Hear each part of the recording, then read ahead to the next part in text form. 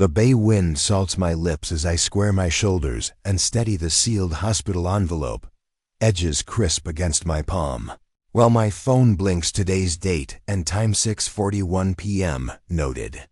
In the glass walls of Harbor Light Pavilion I catch my reflection, jaw set, breath even while the bridal lights of Amberfield blur behind me like a stage that isn't mine. A limo door thuds, low and final. The MC's mic squeals, thin and nervous. Somewhere just off camera, laughter comes too loud for the hour. I turn the envelope so the unbroken seal faces the last strip of sun, then slip the phone to my pocket. And feel the calm settle in the space that fear used to rent. The marquee hums above the doors. Salt, lily, and varnish ride the air. The shoreline lights begin their slow pulse. I am not here to be part of the decor. I am not here to match their music. I step forward once, light on the threshold, and let the sentence form exactly as it needs to. I'm not here for applause. I'm here so the truth has a microphone. Before I go on, if this kind of story matters in your part of the world, please subscribe, tap like, and drop your country in the comments so I know where you're listening from. Thank you for being here. What I'm sharing is told in dignity, not spite. I was Maya Rayman, 29, junior bookkeeper in Amberfield, the kind of woman who kept pencils sharpened to the same length and saved receipts in labeled jars. The kind who could balance a cafe's petty cash by touch and tell you which invoice needed a second look by the way the paper curled at the corner. My desk was secondhand, the veneer bubbled near the mousepad, and my blazer was thrifted navy that I hand-pressed every Sunday night with a travel iron because the apartment radiator ran hot and loud and wouldn't let a proper press sit. My hands were steady and my stomach timid, and my hope ridiculously was expansive. Taped to the fridge in a color-coded spreadsheet where emergency fund and baby room paint lived side by side like neighbors who nodded at each other.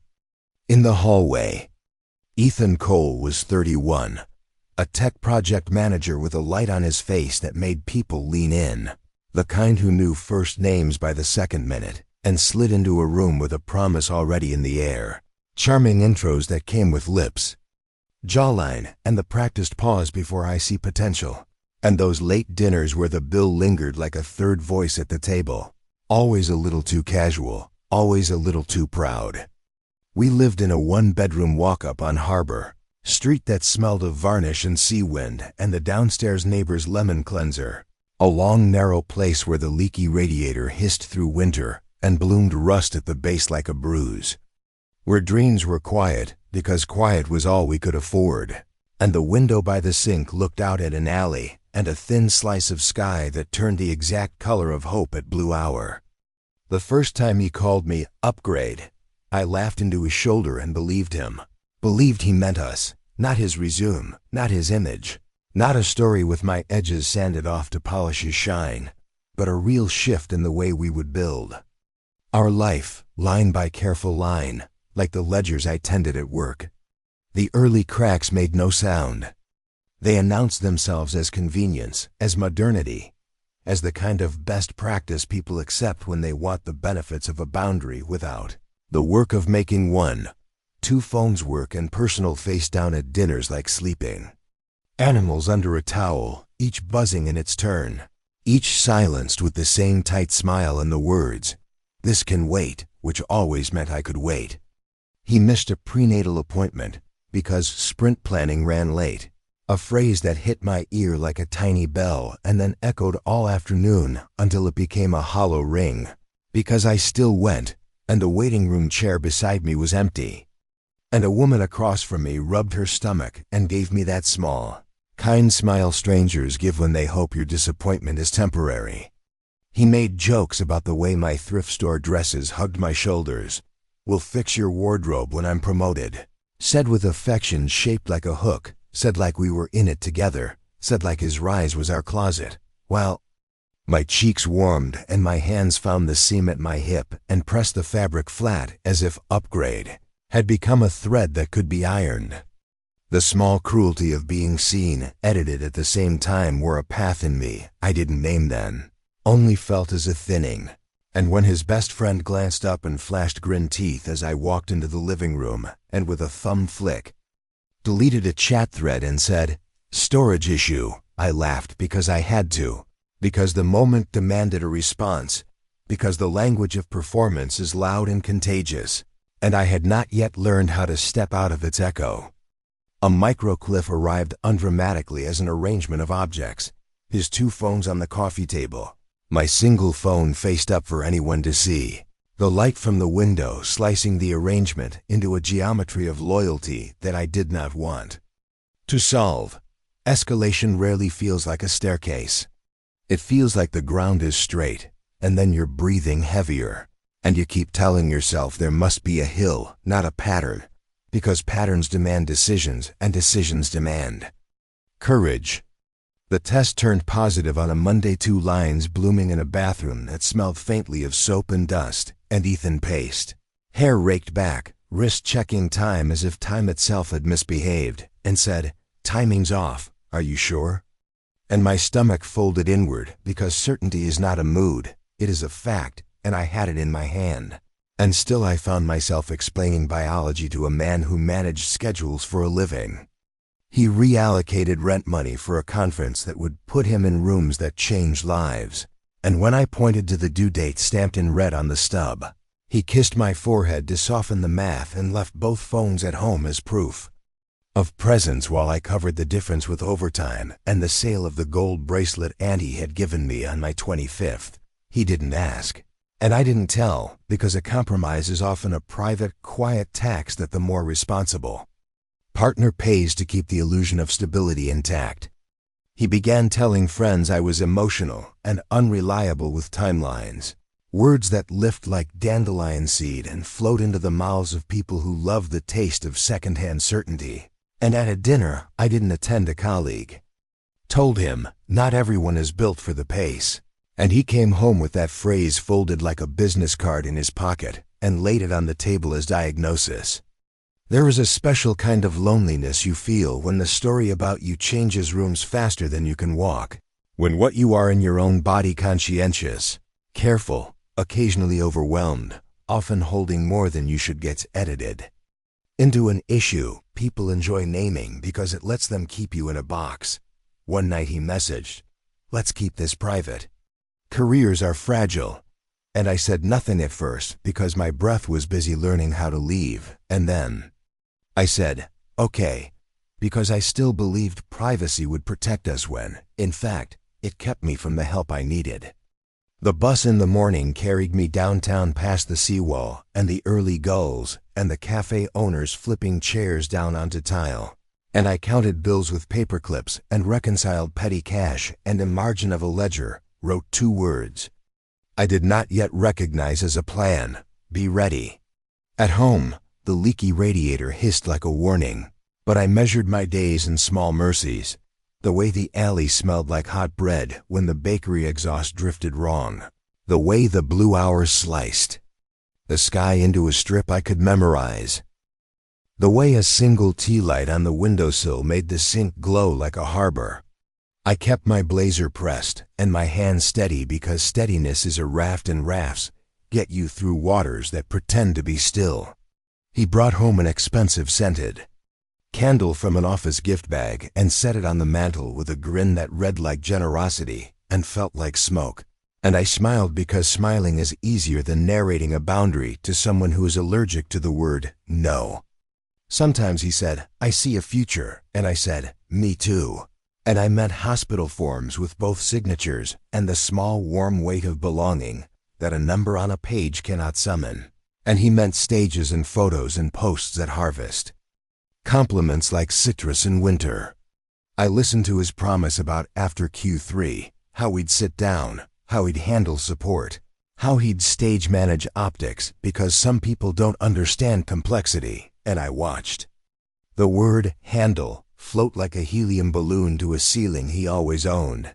The ledger at work balanced. The ledger at home did not. I sold the bracelet, and on the day I slid the velvet box across a glass counter and nodded as if I'd negotiated with a human instead of a version of my younger self who had believed gold meant you were loved. I learned a quiet skill. Grief doesn't need to shout to be exact. I didn't argue, not then, not loudly, because arguing with someone invested in image is like yelling at a mirror. You only exhaust your own lungs.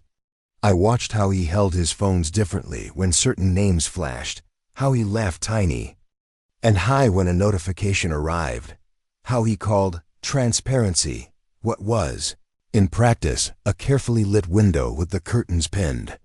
When he missed another appointment and said, "The teen is in fire drill mode," I glanced at the calendar squares I had penciled with a blunt tip and felt the graphite press into the cheap paper like a bruise, and I saved the appointment card. Anyway, because keeping track of details isn't a personality quirk in me, it's survival. Friends of his people with shiny badges and careful hair started speaking to me like I was a softer version of the plan, as if my responsibility was to understand how progress worked while living on the small shelf beneath it. I learned that "we" in his mouth meant "you" in practice, and later meant after public perception is safe, and private meant silent, and silence is a shroud when used as a strategy. Still, I kept my voice even, and my receipts orderly, and my heart on its feet, because love without self-respect is just a long hallway of apologies, and I wanted rooms, not hallways. At dawn I took the bus, and the city at blue hour looked honest, the skyline clean, the bay a strip of pewter, the sidewalks rinsed and shining, and I breathed in that version of Amberfield like medicine because the evening version felt like theater where the lines were tight and the laughter a little too bright. At night I folded bills with paper clips and wrote numbers in neat rows and told myself that math is a kind of prayer because it requires attention and yields clarity. When he came home late and swung the door with the practiced care of a man who wants you to hear considerate footsteps, he kissed me and I held still, and he talked about a conference in a city with a name that sounded like a promise you could frame, and I said, "Rent," and he said, "Reallocated," and I said, "By whom?" And he said, "For us," and the word "us" did not land anywhere in the room that I could see. When he told friends I was unreliable with timelines, he did it with that same tilted smile that made people forgive things they should question. And because I wasn't in the room, it worked. And because I was in the relationship, I felt it like a draft under the door I couldn't find. The message, "Let's keep this private. Careers are fragile," came while I was aligning bills by due date with paper clips. And for a second I placed the phone beside the stack and saw the symmetry. Obligations lined up, my attention meticulous, his request shaped like care and built like control. I knew even then that privacy without fairness is a locked cabinet someone else holds the key to, and my fingertips went cold, and still I typed, "Okay," because I thought temporary compliance might buy time to make a better plan. In the mornings, Harbor Street smelled of wet concrete and coffee, and a delivery truck beeped steadily as it backed into a bay. And I stood at the bus stop with my lunch in a reused jar and watched a gull catch wind like a kite, and I thought, it is not the wind's job to love the kite. Later, at my desk, I adjusted columns until each number stood exactly where it belonged, and it felt like something inside me remembered itself. The radiator hissed at night, and the alley hummed, and the sky at blue hour cut the day cleanly in two, and I kept telling myself that steadiness is not naivety, that patience is not permission, that quiet can be a strategy if you have a plan. I didn't know yet which moment would become the first step out. I only knew that the moments had begun to stack, and stacked moments become a wall you eventually recognize as a door. When he said, "Upgrade," again this time gesturing not at me but at his reflection in a dark window, I saw finally what he meant. And the realization didn't break me. It filed me, made me sharp, made me ready to slice through the gauze of a story I had been asked to carry. I kept my sentences trim and my eyes clear and my ledgers exact, and when I lay in bed at night, with the radiator's hiss counting time, I repeated the same sentence until it wasn't scary anymore. Be ready. The next part, how I measured that readiness, how I shaped it into calm action, belonged to later beats. But in these first 12 minutes, this is what lived. A polite invitation to listen. A portrait of a woman who kept numbers clean and hope organized, the faint smell of varnish and salt in a walk-up with a leaky radiator. A man who liked his phones face down and his compliments polished. A wardrobe joked into compliance. A missed chair at a clinic. A chat thread deleted with a grin. A positive test that required biology to be re-explained to someone who preferred optics. Rent money reallocated to the idea of a ladder. A bracelet sold without complaint. Gossip framed as concern. And one message that tried to shrink my story into a private corridor where I would learn to whisper. I didn't whisper. Not forever. But first I stood in the life I had and told it straight, the way numbers prefer to be told, with the facts lined up, the edges square, and the last line unshakably clear. In a back booth at Cafe Marisol, where the espresso machine breathed like a patient animal and the tin letters over the counter rattled when the door opened. He leaned in and said, "Don't file anything yet, let me stabilize." And the sugar packets between us became a little fence I could move or keep. I let the silence sit first, because silence shows you what a person will fill it with.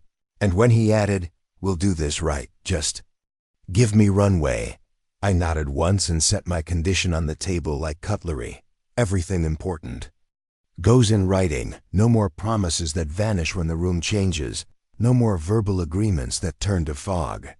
He smiled like that was reasonable, like we spoke the same language, and I pulled a napkin closer and wrote bullet points in my careful hand support. Medical information, scheduling, then took a photo and emailed myself the image with the subject line, "Per hour conversation, Marisol, 12:47 p.m., so the time would live somewhere no one could edit. He said, "You don't trust me?" And I said, "I trust paper." And the waitress slid us 2 waters with a clink that felt like punctuation. Later that afternoon, under the neutral lights of Amberfield General, I asked at the desk about administrative records, and the clerk nodded in the brisk way of women who keep families moving. And I signed where she pointed, double-checked spellings, and walked out with a sealed document inside a thin manila envelope whose adhesive edge pressed firm under my thumb. The front label was plain and exact. Amberfield General Hospital Diagnostics Parentage Panel, chain dash of dash custody. Sealed, do not open except by authorized party, and I read it once, aloud under my breath, then looked at the seal and said, "Noted," because naming a thing out loud sometimes makes your spine remember itself. That night, after washing 2 plates and turning off the lamp over the sink, I enabled automatic backups on my phone photos, messages, voice memos, everything, and watched the cloud icon spin until it went still. A small circle that meant tomorrow couldn't erase today without leaving tracks. I slept lightly, the kind of sleep that listens for doors. The algorithm loved him that spring, and you could tell by the way light found his face in pictures. Ethan on a rooftop with coworkers, city behind them like a slideshow of success. Ethan holding a cut crystal glass, watch glinting as if it had its own opinions. Ethan framed by an office mural with a caption about leveling up and gratitude to the team, and the 2 hands emoji. Every image posted at the perfect time to catch the lunch scroll, and the evening scroll, and the insomnia scroll. My days were a counterpoint office spreadsheets by daylight, where columns snapped into place with the soft sound of order returning. And then, on weekends, rideshare miles that ticked forward under my jaw like a second pulse, the meter rising, while the city's stories climbed in and out of the back seat. On weekdays I rode the bus with a stroller tucked against my knees, the aisle wide enough if I held my breath, and I learned the choreography of kindness. Who would lift a bag, who would slide over, who would pretend not to see, and then change their mind when our eyes met. In the feed, a new face appeared beside him, Sienna Park, whose softness photographed well and whose name felt designed to be printed on packaging. A lifestyle brand soft launched around her with warm filters and glass jars of something beige. And expensive, and a caption about intention, and a discount code, and the comments full of fire and leaf emojis. The first time I saw his arm around her in a tagged photo, the words under it were tidy and gold. Found my forever. And I felt the oddest sensation of distance, as if I had stepped 3 inches to the left inside my own life. I did not comment. I did not call. I aligned cells in a ledger until the totals matched, and then I took a breath that reached the end of me. Later, in the car, a passenger asked if I'd heard the city fireworks last night, and I said I hadn't, kept my voice steady. The air smelled like popcorn and tired rain, and my hands on the wheel were the same hands that sorted bills at midnight, the same hands that pinned my hair, the same hands that believed paperwork could save a person from being rewritten by someone else's convenience. The photo stayed in my mind as a shape more than an image, the way you feel a door close in a house, even when you don't see who did it. At the pediatric wing, everything was serious in that practical way that reorders your priorities for you.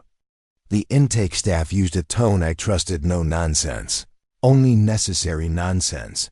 And the woman at the counter tapped the form where it asked for accurate parent information, insurance particulars, signatures that would allow decisions when decisions weren't a luxury. "This matters," she said, "not to frighten me, but to make the procedure solid." And I nodded and gave what I had and left space for what I didn't.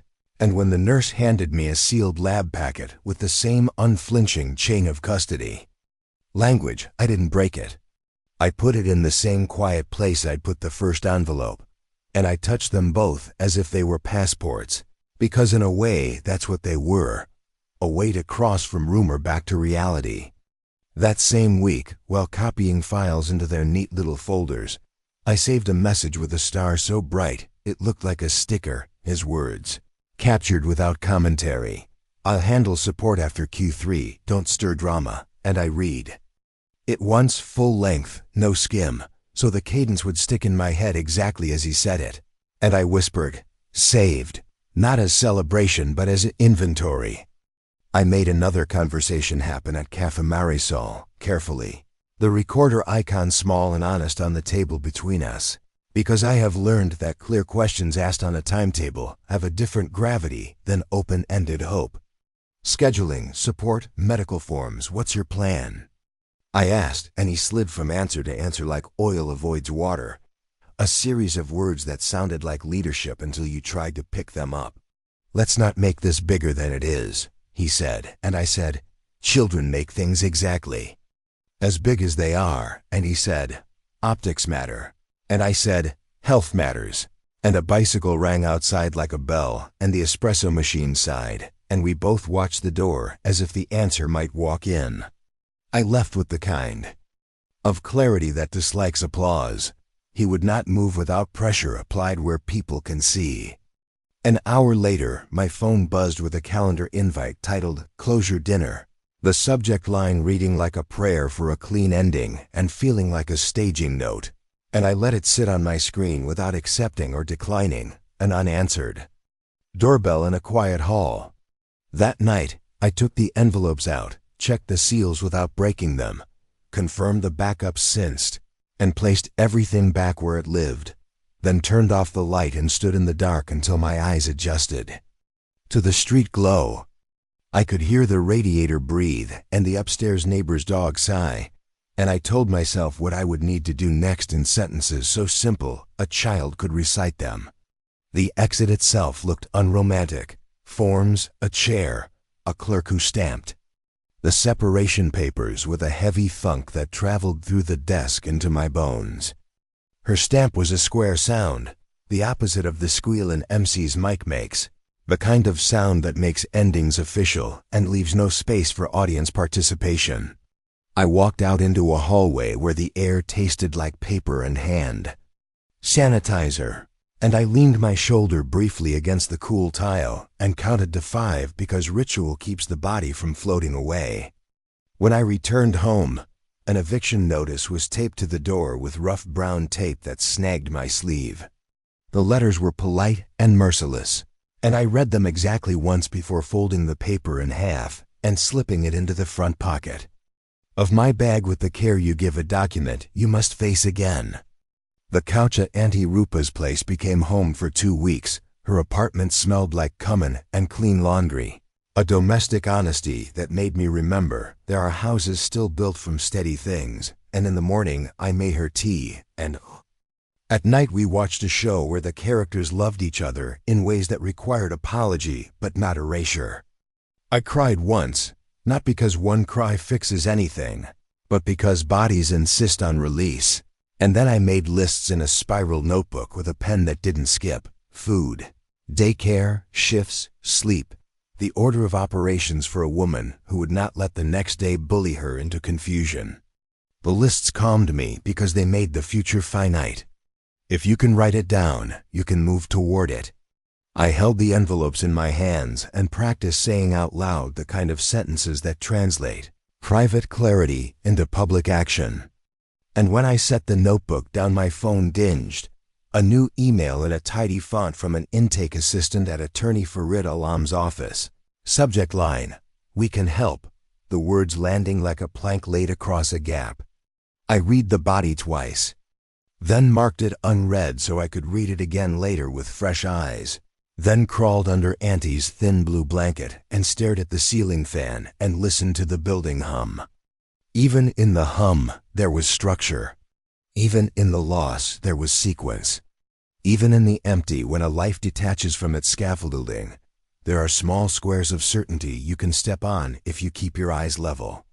And in that grid of steadiness, I tucked the pieces I had collected: the napkin photo with "per our conversation," the sealed hospital documents that would open only when they needed to, the starred message with its careful after Q3, the time-stamped exchange at Marisol, the calendar invite posed as a ceremony of closure, the heavy stamp that turned separation from dread into logistics, the notice that bent but did not break me, the 2 weeks on a couch that smelled like the kind of care you don't have to dress up, the lists that made agency small enough to hold. I slept, and at some point in that sleep, a future version of me walked through a door I couldn't see yet and left it open behind her. And the air in the room moved as if to say, "Keep going." Night becomes a schedule I can trust. Night classes. Under humming lights, where the whiteboard gleams with tidy columns and the instructor's marker makes that soft squeak I've always loved. Highlighters lined like little lanterns on my desk. Flashcards fanned out and rubber banded. Thermos. Coffee warm against my palm. I sit in the third row because too close is a performance and too far invites drift. And I copy each example ledger into my notebook until the numbers settle, until the muscles in my hand remember competence as a physical act, and when the room grows quiet except for the rustle of paper and the slow tap of calculator keys, I feel something strong and familiar returning, the way tide recognizes shoreline. Mornings, I walk past Maple Walk and count leaves for luck, then clock in at the Cafe Group's back office, where the new part-time sits like a bridge between what I already know and what I want to hold next. Balancing ledgers that smell faintly of citrus cleaner and printer heat. Designing clean invoices that put names and totals exactly where they belong. The spreadsheet snapping into place with that satisfying click that tells me order can be coaxed from a day if you speak to it in formulas. I eat lunch near the bay with my notebook open to the week's plan, and in the margins I sketch tiny boxes that I fill when tasks are done, not as punishment, but as applause for quiet momentum. Home is a tiny studio near Maple Walk with 2 windows and 1 stubborn cupboard. A potted plant on the sill that leans toward morning and forgives me when I forget water. White noise hissing like a gentle radiator so sleep can find me without. Negotiation, moving boxes stacked in a neat row labeled kitchen. Books, tools, and a single framed photo on the dresser that reminds me I am made of people who survived their own paperwork. I buy a cheap frame at the corner shop and press between glass the printout. For my first exam 98% and prop it on the counter while I make rice, a small altar to the fact that attention is a kind of love. I memorize bus times and learn which driver smiles at everyone and which one needs kindness to be contagious. I tuck my phone in airplane mode during class and watch the battery hold as if it too is learning to conserve. And when I get home, I whisper the day's new terms into the dark, so the brain hears me say them. Allowance for doubtful accounts, cash flow from operations, double entry, accrual. The plant unfurls a new leaf. I take it as encouragement and change its pot like a promotion. The cafe group's owner hands me a folder of vendors and says, "Make this painless," and I do. Because pain often hides in the places where totals don't match and emails linger unsent. I draft a template for polite nudges, clear, kind, dated, and a template for thank yous. Because gratitude moves faster when it is specific. I write my own name in small letters at the bottom of each invoice and feel the correct mix of humility and pride, the pulse of usefulness that rebuilds a person from the inside out. One afternoon I print a stack of invoices on crisp paper, and the smell makes me lightheaded with a silly sort of joy. The way a new notebook in September used to. Clean pages promising that this time I will be the version of myself that finishes what she starts. The studio learns me, where the light pools at 4 p.m., which corner warns me about drafts. How the neighbor upstairs sits down a glass at exactly 10. The sound like a metronome that says another day can keep tempo if I want it to. I box up the last of the old apartment in 2 hours. Auntie Rupa helps, then scolds me for not eating enough, then laughs when I hide an apple in my bag like a child, and when the door of the new place clicks shut behind us, I feel the quiet arrive as a friend, not a verdict. Each night I lay out clothes for class and tape tomorrow's flashcards to the inside of the cupboard door, where the teacups hang, so I can sip and study without pretending multitasking is a virtue. On Saturdays I walk the length of Maple Walk and let my thoughts line up like geese on the water, and by the time I reach the bench near the bend, the week's numbers and needs have negotiated a truce. The certificate arrives one blue sky afternoon in an oversized envelope with my name centered like a steady heartbeat, and I laugh out loud in the hallway because the gold seal is embossed and a little ridiculous, as if the paper itself came dressed for a party. I frame it and hang it on the wall opposite the door so that the first thing I see when I come home, and the first thing anyone else sees, is proof that effort accumulates into a shape you can touch. I stand there with my keys still in my hand and say softly, yes, not to the certificate itself, but to the part of me that kept showing up when nothing was clapping. Help arrives in the shape of safe people who respect doors and return keys. Nadia Khan from 2 floors down, a hairdresser with bright scarves and a laugh that makes the hallway feel like a good place to linger, says when deadlines bite, "Knock on me." And when I do, she takes the spare key and hands it back after with a wink and a go, go, as if motion is a blessing you can toast. Attorney Farid Alam is 45, practical and kind in the way that makes you listen to what's under his sentences as much as what's in them. And he says, document, don't dramatize, sliding a legal pad toward me with tidy bullets already blooming down the page, and I feel the tension leave the backs of my shoulders because process has entered the room. Together we timestamp, we sort, we label, we unhook meaning from memory so that facts can stand alone in their clean shoes, and I leave his office with a folder that feels like a spine. At Riverbend Park, playgroup begins at 9 on the dot. The swings cut little crescents in the morning air, and I learn to ask for help without apology. Swapping snacks and nap tricks with women who carry their own quiet thunder and their own folders of proof. And we trade small stories that end not in triumph but in usefulness. Which pediatric intake nurse is nice on Tuesdays? Which bus ramp sticks in the rain? Which brand of white noise sounds most like sleep? One morning, Nadia ties a scarf around my hair before class and says, "Professional and dangerous," and we laugh. And the laughing leaves me braver, which is exactly the point of community. When deadlines stack, she slides in like a verb babysits, braids, Boils rice, and when I try to overthink, she holds up a palm. Pay it forward, not back, and in that sentence I hear a future where I will hand someone else a key and a wink. Farid emails draft language at 6:12 a.m. and ends with, proceed when you are ready. And the permission to pace myself feels like a gift wrapped in common sense. On Sundays, the playgroup mothers gather with thermoses, and our conversation makes a halo around the swings. And a little boy with jam on his face announces he will build a bridge. And all of us say at once, good, as if we've been waiting for someone to say it out loud. Quiet success doesn't trumpet. It accumulates in deposits and exhalations. I watch the emergency fund inch toward 1 month, then 2, then 3, and when the banking app finally shows the buffer I promised myself I would build, I take a screenshot and exhale so completely my ribs feel newly calibrated. At work, my manager slips a bonus check into a small envelope and folds my fingers over it, saying, for accuracy and heart, and I manage a thank you that does not cry, and then a laugh that does. And in the bathroom I read the amount twice and press the envelope to my sternum like birds press air. Not because the money solves everything, but because it proves I am not invisible to the systems I hold up. That night, I light a single tea candle by the window and let the little oval of flame mark an ending done right, the season of scrambling without a plan, and a beginning done better, the season of motion with muscle memory and backup.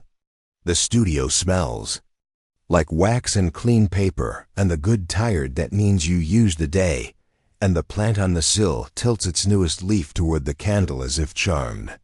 I write a note on a sticky square and press it to the glass. Keep going when no one claps. Then I laugh at myself and add, but also when they do. Small wins turn the room golden. A call returned on the first try. A form approved without amendment. A neighbor's, you look rested, that feels like a medal.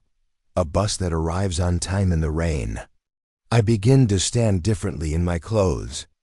Not taller exactly, but more aligned. The way a good ledger stands when debits and credits finally meet at the bottom line. I learn which corners of the city sell piece cheaply library aisles at noon. The bench by the river at 5, the laundromat at 7 when the dryers hum like lullabies, and I spend my coins there. The inbox grows honest. Fewer apologies, more confirmations, subject lines that read like fax received, approved, scheduled. The quiet becomes full, like a theater before a performance, when even the seats pay attention. One afternoon, a courier steps into the cafe office with a glossy card in a stiff sleeve, gold foil winking like a ring you can't not notice, and says my name in that way that puts a spotlight on your desk. I sign for it because that is what you do when something with your name on it arrives, then turn it over once, twice as if weight could tell me content. I do not open it right away. I finish reconciling the vendor file, press save and then save again, just because the habit is comforting, label my folder, sip my water. Only then do I break the seal. Wedding bells bloom from the card and a script that hopes you will clap. I hold it between 2 fingers and let my breath flatten into a calm line.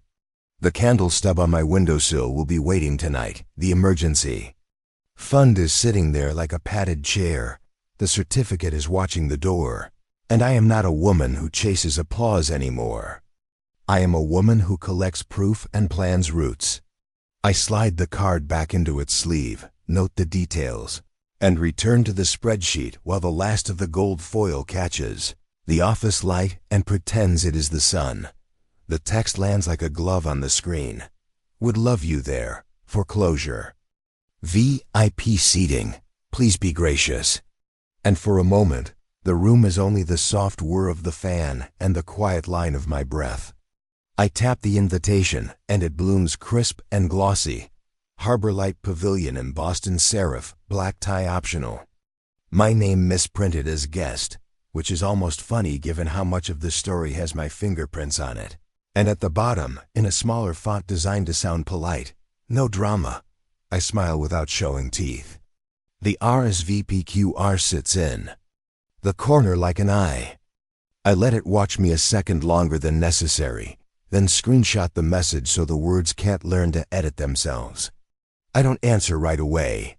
I put the phone down on the counter, palm flat, and listen to the small sounds of my studio. Settle of pipes, the white noise hush, and I make a tiny map in my head that ends at a door with a microphone on the other side. Navy dress, flat shoes, hairpin simple. If it doesn't help me stand steady, it doesn't come. I lay the dress across the back of a chair and slide a small USB labeled Marisol onto my keyring. The label neat as a vein on a leaf. Copies of the important documents go into a clear sleeve, corner tabs aligned so the seals sit visible. And unafraid. Files mirrored to the cloud, progress dots pulsing to green, phone on full charge. Low power mode off until the walk from the car. My attorney on standby if needed, not as a threat, as architecture. I pull up venue policies and read them like scripture.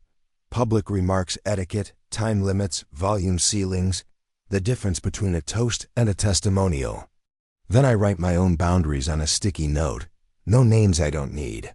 No story I don't own. No sentences that shake. I set a lock screen reminder that will be the first thing my thumb finds when my heart gets clever. Be brief. Be factual. Leave. I walk the length of my studio once and point to the objects that anchor me. Certificate on the wall. Plant on the sill. The empty frame that once held a past life's photo, and I say aloud, some invitations are traps. I brought the truth, not to practice swagger, but to remind my lungs how to carry air when rooms get theatrical. At Harbor Light, the breeze smells like salt and starch. Edison bulbs dangle over a string quartet drawing clean lines across the dusk, and the place cards along the long tables are aligned like teeth, every white rectangle ready to chew a story and call it dinner. Sienna's satin train sweeps past, with that hush that makes you think of money. Ethan's smile is camera-ready, not eye-ready, a polished light that never lands.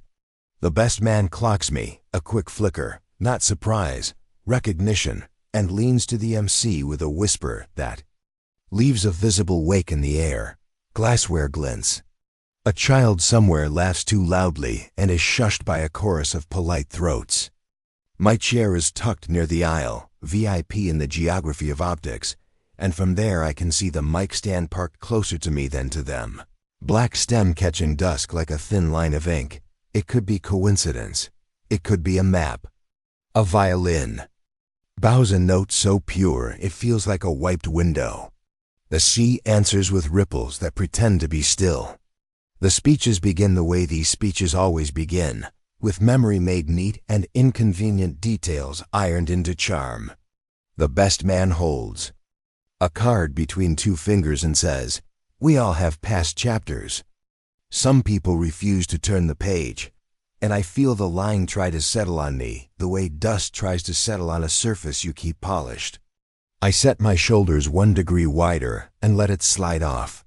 Ethan takes the mic and places his voice on. The center of it. Tonight is about truth and growth. Each word lacquered, each pause timed to the camera's thirst. He scans for me on truth, of course he does, because ownership of that word is the game, and when his eyes find my table I lower mine deliberately to the folded edge of my program, so the gesture reads as self-containment, not retreat. A toast rises, to new beginnings, and a few heads tilt my way as if by gravity. Murmurs bloom and die like bubbles under a lid. I count to 3 so the air can clear. The MC smiles with both hands and says into the mic, if anyone wishes to share a brief blessing, leaving 2 extra beats where theater could grow. The quartet hangs a chord in the rafters like a question mark.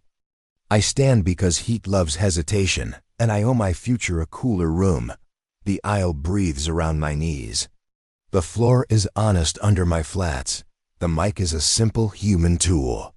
For our child's sake, clarity, I say, and the applause that had begun to rise out of reflex dies as if the sea pulled it back with one long hand. I hold up the first receipt, the sealed chain of custody report from Amberfield General, and I don't open it because chain of custody doesn't wear surprise. It wears integrity. Reading the summary line aloud, I say, so the room can hear the process owning the moment, not me. Amberfield General Hospital Diagnostics. Parentage panel, chain of custody intact. Probability of paternity consistent with biological father. I look at the paper, then at the room. Noted. I place it down where the embossed seal catches a little light. I lift my phone, unlock, tap the small square that has waited months. Without drama, and hold it near the microphone for a short, time-stamped excerpt recorded at Cafe Marisol, his voice clear, the date visible on the lock screen behind it. I'll handle support after Q3. Optics need management. Don't stir. Anything before then. A business tone applied to a life. I stop it at the comma and let silence do what argument so rarely can. Understood, I say, neutral as a ledger. Then the third. A simple display of the message thread and the calendar invite titled Closure Dinner. The subject line big enough for the back row to read, timestamps aligned like little ribs that protect the heart of the matter. I tilt the screen, ensuring the rows of dates meet the eyes that want to slide away. His words, I add, not mine. There is a sound the body makes when an entire room exhales through it. I feel it pass and do not catch any of it for myself. No accusations, only documents, I say, because that is the only sentence the moment requires, and I hand the microphone back to the MC with both hands so the transfer reads as respect, not theater. The quartet finds its place again. The sea keeps its rhythm. And in the small air around my ribs there is finally enough room to stand all the way up. When the microphone leaves my hands, the room tries to remember what it was doing and fails. Sienna steps away with her sister, satin whispering against the floor. The two of them a small moving island of breath and perfume near the floral arch. And across the aisle, Ethan's parents hold the sealed report at the corner with careful fingers, reading the plain summary line again, eyes pausing on the embossed hospital seal as if its weight might change at a second glance, saying nothing because some sentences are too heavy to push into the air. The quartet softens to a thread, venue staff dip the lights a shade, and the speakers fall to low like someone turning a dial from celebration to civility, while the whispers little paper things lift and scatter toward the doors, until they sound more like wind along the pavilion glass than actual words. I sit, smooth the folded program in my lap, feel the tremor leave the page, then my hand, and watch a single fleck of foil on the carpet catch and lose the light as people shift in their chairs. It is not triumph, it is an adjustment. I do not wait for reactions dressed as verdicts.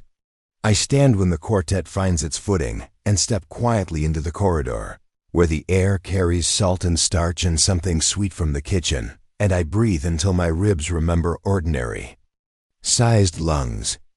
The next business day begins with a list. Coffee, daycare drop, then attorney Alum's office, 10 minutes early, because steadiness keeps the ground from moving. Farid is practical as ever, eyes kind without performing comfort, and the verb he uses is one I want to fold and keep, finalize.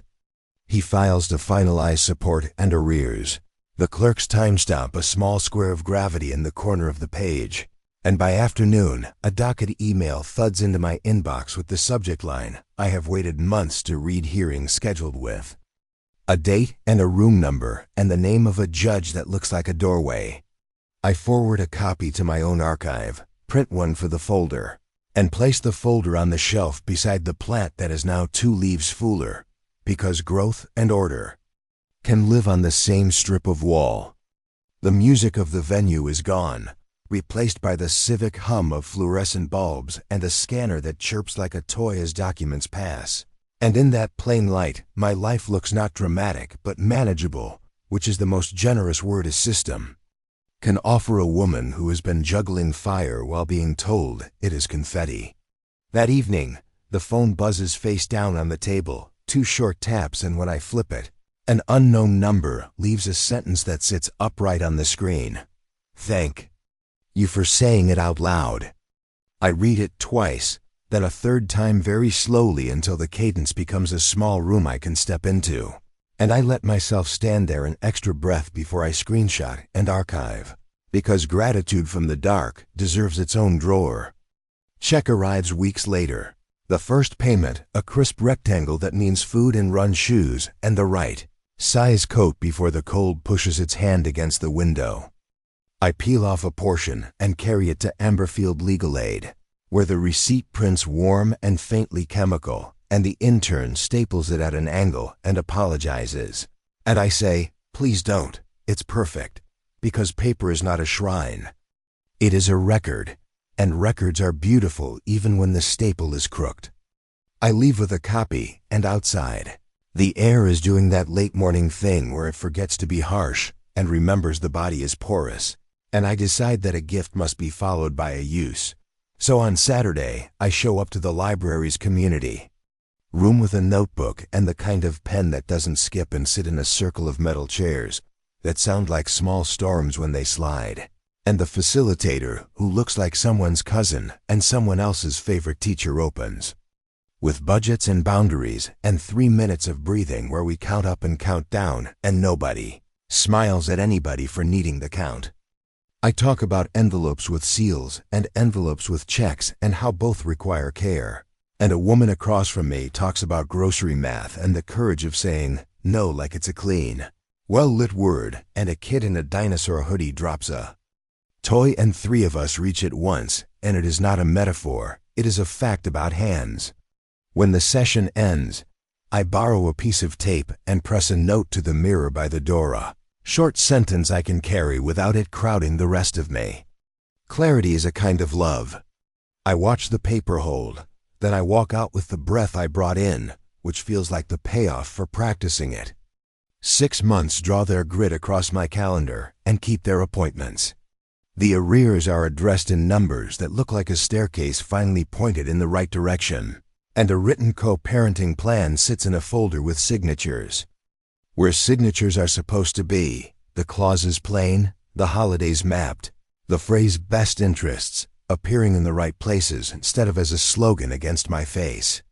Quiet mornings return as a habit rather than a fluke toast, shoes by the mat, backpack zipper behaving. The bus coming within the minute it promised, and the emergency fund stays padded even after a surprise dentist bill, which feels like a private parade with no confetti to sweep. On a lunch hour, I walk past Harbor Light at noon, glass bright enough to convince a gull it's sky, water holding steady like a silver plank. And I keep walking, not from avoidance, but from calibration. That building is not a ghost, it is a venue. And my life does not need a backdrop. A stroller's shadow slips along the pavement beside me like a quiet metronome, and the middle of the day throws its clean light on everything I have put back where it belongs. And the moral that arrives is neither bitter nor embroidered. It is simply a sentence I can say while tying a shoe or slicing an apple or waiting for a walk sign. The truth isn't revenge. It's repair, and because the sentence asks for no audience, I trust it. I stand in my small kitchen that evening, with steam on the window, and make it literal. A hinge on the cupboard that used to squeal now opens without commentary because I tightened it. A loose tile near the sink no longer clicks because I found the right adhesive. My life is held together by correct tools applied in patient order, and I love that more than I ever loved dramatic declarations. If this helped of hearing one, woman push papers through the right doors, made your own day tilt towards steady, please subscribe, tap like, and drop your country in the comments. I would truly love to know where you're listening from, because knowing where a story lands turns a monologue into a room. And tell me, if you feel like saying it out loud, what boundary, spoken calmly, changed your life?